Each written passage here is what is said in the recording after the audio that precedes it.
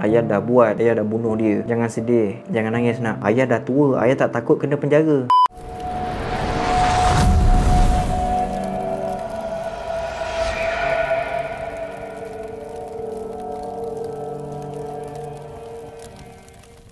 Hai, Assalamualaikum guys. Welcome back to Khairul Series. Sorry sebab lama sangat tak ada video. Khairul minta maaf sangat-sangat. Ada beberapa tanggungjawab yang perlu dilaksanakan. And insyaAllah, start from now on, kita akan cuba untuk publishkan banyak lagi video dalam Khairul Series. So, sebelum kita start, Khairul yakin korang semua pernah layan drama. Alah, korang tahu kan drama yang dekat TV ke, Netflix ke, tak kisah dekat mana-mana platform yang korang tengok. Tapi yang pentingnya, drama tu adalah sebuah cerita yang penuh dengan konflik.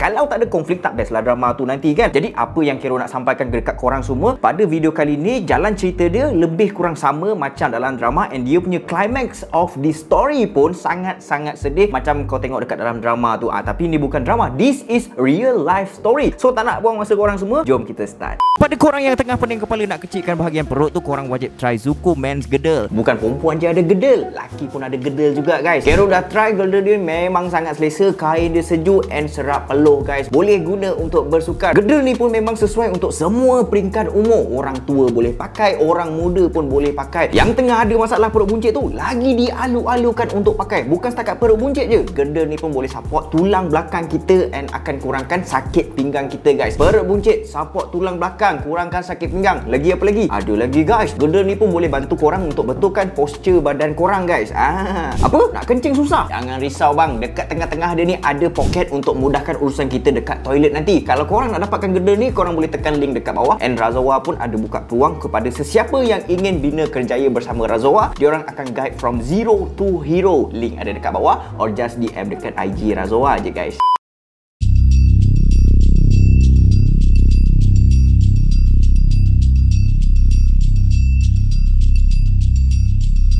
Kes kali ini berlaku dekat negara jiran kita, iaitu di Singapura, yang di mana ianya berlaku pada 6 tahun yang lepas guys, iaitu pada tahun 2017. 2017 kes ni berlaku. Korang jangan confuse pula, 2017. And kes ni juga melibatkan keluarga seorang businessman yang berbangsa Cina yang bernama Tan Nam Seng. So Tan Nam Seng ni dia seorang businessman yang berjaya. Bila dah cakap berjaya tu, memang kaya gila lah. Banyak harta, banyak duit, kehidupan mewah. And semua yang dia ada tu adalah hasil daripada usaha dia sendiri selama ni tau. Kekayaan yang dia ada semua tu adalah hasil daripada usaha dia selama ni, and bukannya datang daripada keluarga dia. Maknanya keluarga dia biasa-biasa je, and all of that dia start from zero. Dia mulakan perniagaan tu daripada bawah guys. And bila kita cakap bermula daripada bawah, maksudnya laluan yang dia tempuh tu untuk berjaya tu memang sangat-sangat berliku guys. Daripada segi modal, modal pakai modal sendiri, selok-belok bisnes pun sendiri, and sampailah pada tahun 1974 akhirnya dia berjaya untuk buka satu company yang bernama TNS Shipping.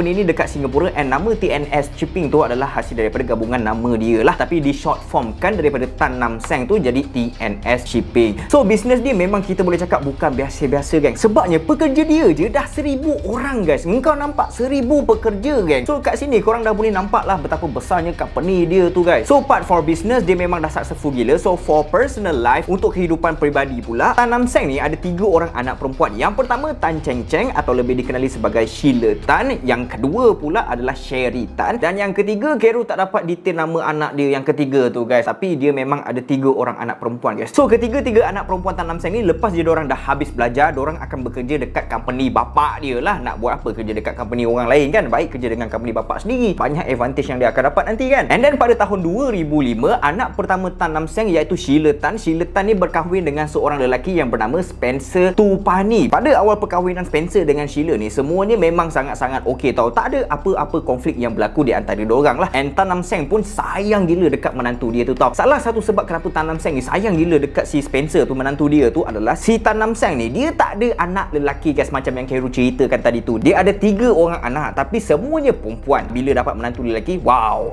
memang dia happy sangat lah guys. So sebelum Spencer jadi menantunya Tan Nam Seng tu, Spencer ni dah bekerja dengan TNS Shipping selama 2 tahun guys, iaitu pada tahun 2003 dia start kerja dekat situ. Tapi bila je si Spencer tu kahwin dengan Sheila Tan pada tahun 2005, Tan Nam Seng terus naikkan pangkat si Spencer tu kepada one of board director. Kau nampak kan betapa sayangnya Tan Nam Seng dekat si Spencer tu, baru je kahwin terus dapat pangkat, babe. Jadi hasil perkahwinan Spencer dengan Sheila ni, diorang dikurniakan 2 orang anak perempuan dan 1 anak lelaki. Diorang juga tinggal dekat rumah banglonya si Tan Nam Seng tu yang berada dekat Senate Land. Tak tahulah sebut dia Senate Lane. Kalau korang nak tahu, Tan Nam Seng tu siap bagi familynya si Spencer tu tinggal dekat banglo tu lagi, Mat. Maksudnya si Spencer tu siap bawa mak dengan adik dia sekali tinggal dekat dalam banglo tu, guys. And bukan setakat tinggal dekat rumah banglo tu je, Tan Nam Seng tu siap belanja yuran pengajian adiknya si Spencer tu untuk belajar dekat university, babe. Kau tengok betapa beruntungnya dapat bapak mertua yang baik hati macam tu, tau. Bukan setakat baik hati, pemurah pula tu. Tapi ada tapi, guys. Kau nampak orang tua-tua cakap bila orang berbudi dengan kita kena berbahasa. Betul tak? Tapi si Spencer tu tak, babe. Bila si Tan Nam Seng tu dah buat baik dekat dia, dah anggap dia macam anak sendiri walaupun dia hanya menantu, tapi si Spencer tu pergi buat taik, Mat. Kau nak tahu dia buat apa? Dia pergi main kayu 3, babe, dekat belakang bini dia dengan seorang perempuan ni yang bernama Joanne Yo. Dah main kayu 3 kantoi. Bila dapat tahu kantoi bukan biasa-biasa punya curang lah, senang cerita, babe. Dia siap pakai duit company untuk belikan kondo untuk skandal dia tu. Bila si Cheryl tu dapat tahu, confirm lah patahlah hati dia. Mana perempuan hati tak patah, Mat, kalau dapat tahu macam gitu. Tapi masa tu Sheila tu tak terus minta cerai sebab dia fikir satu je. Dia fikirkan anak-anak dia yang masih lagi kecil and perlukan kasih sayang seorang ayah untuk membesar. So Sheila buat keputusan untuk cuba pertahankan rumah tangga dia dengan Spencer dengan cara tak bercerai. Sheila tu siap mengalah, babe. Sheila tu siap ajak Spencer untuk pergi jumpa dengan pakar kaunseling berkenaan dengan perkahwinan untuk minta nasihat and tunjuk ajar yang betul supaya perkara-perkara begini tak terjadi lagi. So bila dah kaunseling apa semua tu, diorang pun dah okey balik. And pasal duit company yang Spencer pakai tadi tu, si Tan Nam Seng tu tak kisah langsung pun janji anak menantu dia tu bahagia. Kira macam halalkan je lah duit tu. Halal je lah. Pada tahun 2016, 2 syarikat Tan Nam Seng iaitu TNS Logistics and TNS Shipping telah disatukan sebagai syarikat yang lebih besar dan diberi satu nama baru sebagai TNS Ocean Line, atau dia punya singkatan dia adalah TOL. Satu benda yang hebatnya si Spencer ni kan, kalau dalam bab kerja, bab bisnes memang otak dia boleh kata power lah. Mana tak powernya, bila company bapak mertua dia tu dah semakin stabil, dia nampak masa depan TOL akan lebih cerah kalau TOL ni duduk under syarikat besar yang lain. Maksudnya apa? Spencer ni dia nak cuba untuk pujuk bapak mertua dia tu untuk jual TOL dekat syarikat yang lebih besar, guys. Lagi besar daripada TOL tu. Tadi kan TNS Shipping dengan TNS Logistics bergabung jadilah TNS Ocean Line. Lepas tu dia nak cari yang lagi besar lagi, guys, daripada TOL tu. So company yang dia nampak time tu yang boleh kembangkan lagi sayap TOL adalah GKE Corporation. Jadi Spencer ni pun cadangkan dekat bapak mertua dia yang pasal dia nak bergabung dengan company yang lagi besar tu, dekat dia punya bapak dia dengan bini dia sekali. Sebab apa dia kena cadangkan dekat diorang? Sebab nak diorang tu, yang bapak mertua dia dengan Cheryl tu adalah pemegang saham yang terbesar, dan kalau diorang approve baru boleh jalan lah kiranya plan dia tu. Jadi untuk cadangan Spencer tu, Tan Nam Seng dengan Cheryl ni, diorang ni pun setuju je sebab diorang pun tahu yang Spencer ni memang sangat committed and Spencer ni memang dah expert macam Kero cakapkan tadilah. And GKE Corporation pun berminat untuk beli, dan untuk proses jual beli tu Spencer diberi tanggungjawab untuk menguruskan semuanya. Jadi Spencer yang arrange semua tu, guys. So sekarang ni apa yang si Spencer ni buat, dia pergi bagi tahu dekat bapak mertua dia tu, dia pergi bagi tahu dekat si Tan Nam Seng, yang di mana sekarang ni dia risau kalau GKE take over TOL nanti, dia takut banyak benda yang GKE akan ubah tau. Contohnya macam sistem pengurusan, jawatan and so on lah. Jadi untuk tak nak bagi benda tu berlaku, Spencer cadangkan kepada Tan Nam Seng yang di mana lebih baik Tan Nam Seng turunkan jawatan CEO tu kepada Spencer supaya si Spencer tu boleh control everything dalam company TOL. And at the same time Tan Nam Seng pun memang tak fikir panjang, guys. Dia pergi bagi je jawatan CEO tu dekat si Spencer sebab dia dah anggap Spencer tu macam anak kandung dia sendiri dah, bukannya orang luar. Memang tak ada hal lah. So untuk jadikan Spencer sebagai CEO kepada TOL tu, share Tan Nam Seng dalam company TOL tu kena tukar nama lah. Maksudnya saham Tan Nam Seng dalam company dia sendiri tu kena tukar nama daripada nama Tan Nam Seng kepada nama Spencer. Barulah Spencer officially jadi CEO kepada TOL. And benda yang sama juga berlaku kepada Sheila. Jadi nama Tan Nam Seng dengan Sheila tu ditukarkan kepada nama Spencer Spencer untuk supaya Spencer boleh jadi CEO guys. Tapi sekarang ni Sheila tu setuju ke? Sheila setuju guys. Dia macam dah percaya balik lah dengan laki dia tu. Dia yakin laki dia tu tak tipu dia lagi lepas kejadian tu guys. Itu yang si Sheila tu berani. All of this berdasarkan kepercayaan guys. Maka dah lama sikit tu TOL pun berjaya duduk di bawah GKE dan Spencer adalah sebagai CEO kepada TOL officially. And sebelum saham-saham tu ditukarkan kepada nama Spencer dah janji dengan Tan Nam Seng dengan si Cheryl tu, di mana dia akan bagi 1 juta setiap seorang dan dia akan bagi saham GKE kepada diorang selepas semuanya settle. Tapi si Spencer tu hanya transfer $450,000 je guys dekat bini dia dengan bapak mertua dia selepas settle. Tadi dah janji lain kan, ni dah bagi sikit pula kan. Saham GKE pun dia tak bagi langsung tau dekat si Tan Nam Seng tu dengan Cheryl. So reaction Tan Nam Seng time tu dia macam relax je lah, dia macam tak kisah sangat pun pasal duit. Tapi yang kisahnya tu bini dia tu si Cheryl tu yang bengang gila dengan si Spencer. Sebelum ni janji lain, sekarang dah janji lain pula kan. Nampak dah lain macam ni guys. Jadi Sheila pun jalankan siasatan dia sendiri guys. Apa dah jadi dengan laki aku ni. Tahun 2017 merupakan tahun konflik yang sebenar dalam keluarga Tan Nam Seng guys. Dekat sini bermulalah kira macam climax dalam sesuatu drama tu guys. So pada awal tahun 2017 tu Sheila ni dia dapat tahu satu berita yang sangat pedih untuk dia terima sekali lagi kan. Maksudnya si Spencer tu curang lagi sekali dengan dia. Perempuan simpanan dia tu masih orang yang sama, iaitu Joanne Yeoh. Bukan takat tu je, si Spencer tu rupanya ada 2 orang anak bersama dengan perempuan simpanan dia tu. And yang lagi tak boleh belanya, 2 orang anaknya Spencer dengan perempuan simpanan tu adalah hasil daripada IVF. IVF tu apa? In vitro fertilization. Nak buat IVF ni menggunakan duit yang banyak guys. Kalau dekat Singapura sana tu kosting untuk IVF je dah cecah 10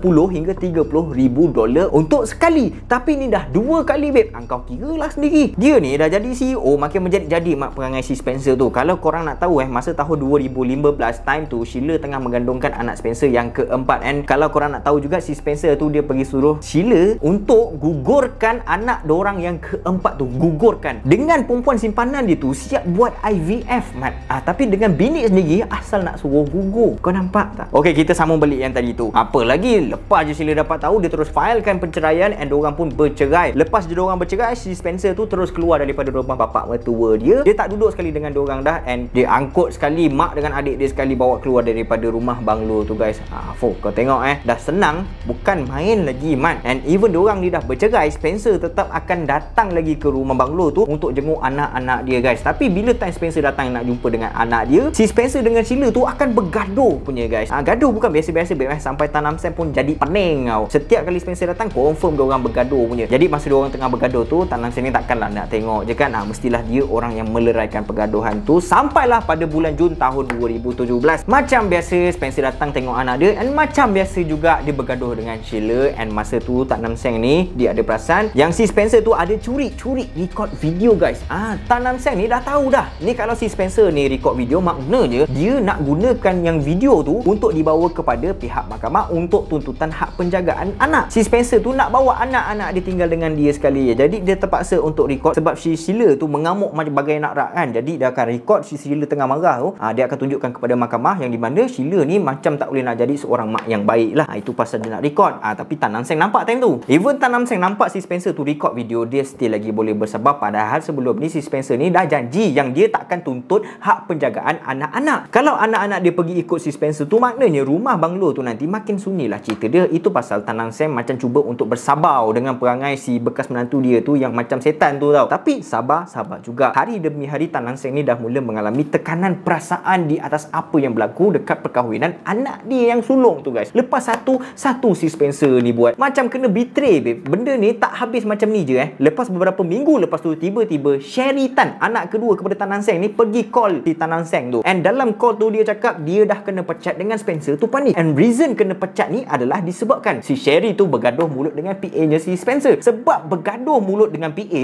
bekas abang ipar pergi pecat adik ipar dia sendiri, yang di mana company dia yang sekarang ni adalah company yang dibangunkan oleh bapak mertua, bekas bapak mertua dia tu. Kau faham tak? Memang sakit hati mat kalau dengar. Bila si Tan Nam Seng dengar je macam tu, dia memang terkejut nak mati lah. Company tu aku yang bangunkan, takkan benda remeh macam ni kau pergi pecat anak aku. Lebih kurang macam itulah. Tan Nam Seng ni dia macam tak puas hati lah dengan si Spencer tu kan. Jadi dia pun ajak Spencer untuk jumpa dengan dia. Tapi si Spencer tu asyik cuba melarikan diri daripada Tan Nam Seng tau. Part ni memang dah macam celaka nak mampus lah perangai dia. Anak dia habis kena tipu sekali dengan company dia sekali si Spencer tu nak bulut. So lepas dah berhari-hari Tan Nam Seng cuba untuk tahan perasaan dia, finally pada 10 Julai 2017 Tan Nam Seng decide untuk pergi ke office Spencer yang berada dekat kawasan Cecil Court untuk bersemuka dengan Spencer sendiri. Sampai je dekat office dia tu, Tan Nam Seng tengok si Spencer tak ada dekat office, and dia pun keluar daripada office and nak balik ke rumah lah. Tapi time dia on the way nak balik ke rumah tu, dia tiba-tiba ternampak pula Spencer tengah makan dekat satu kedai makan yang berdekatan dengan office si Spencer tu. So Tan Nam Seng tak cakap banyak guys. Tan Nam Seng terus patah balik pergi ke office Spencer. Dia pergi masuk dekat dalam pantry, dia pergi ambil sebilah pisau, and then dia keluar balik, dia terus pergi dekat Spencer guys. And time tu si Spencer tu tengah makan tengah hari dengan 3 orang member dia dekat kedai Teluk Air Coffee Shop. Jadi bila sampai je dekat depan Spencer, Tan Nam Seng terus tanya dekat Spencer macam ni, "Engkau busy? Engkau buat apa je sampai aku ajak kau jumpa, kau tak nak?" Dia cakap dalam bahasa dia lah, Kero just translate kan je. Maksud dia lebih kurang macam tu je lah. Bila Tan Nam Seng dah tanya macam gitu, tak sempat si Spencer tu nak balas apa-apa Tan Nam Seng terus keluarkan pisau yang dia ambil dekat pantry office dia tadi tu kan. Dia terus tikam dadanya Spencer sebanyak 3 kali. Tam. Keadaan sekeliling dah jadi huru-hara mat. Time tu pukul 1.20 petang babe. Orang tengah lunch tu. Lepas dah kena tikam tu, dia tak mati lagi Dia jadi terkejut tau. And dia cuba untuk bangun and menjauhkan diri daripada bekas bapak bertua dia tu. Dia lari-lari anak sampailah ke jalan buntat. Dia rebah guys. Jarak daripada kawasan dia kena tikam dengan jalan buntat tu lebih kurang 70 meter. Jauh jugalah dia lari. Dalam pada masa yang sama, Tan Nam Seng pun tengah kejar juga si Spencer tu. Tapi bila dia nampak si Spencer tu dah rebah, dia terus pergi dekat si Spencer, tak cakap banyak, terus gembat mukanya Spencer tu 2 kali. Dia terus tendang tau.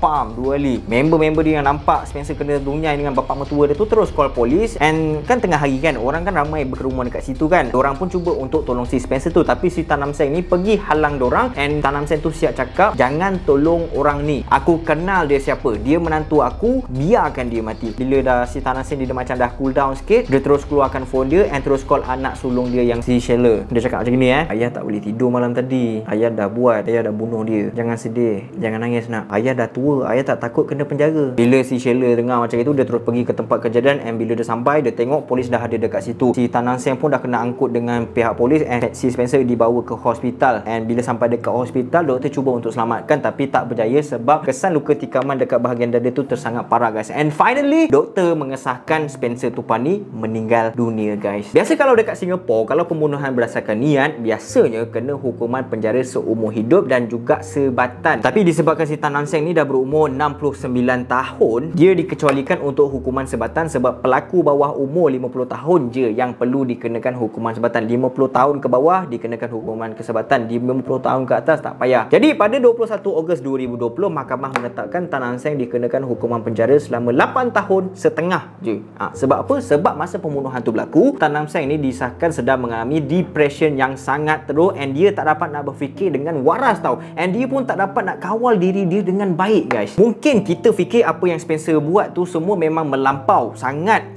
melampau. And kita macam fikir dia deserve dapat hukuman macam gitu. Tapi kita kena ingat juga, membunuh ni adalah salah di sisi undang-undang. So apa pendapat korang pasal cerita ni guys? So komen kat bawah. Until next time, see you soon. Assalamualaikum.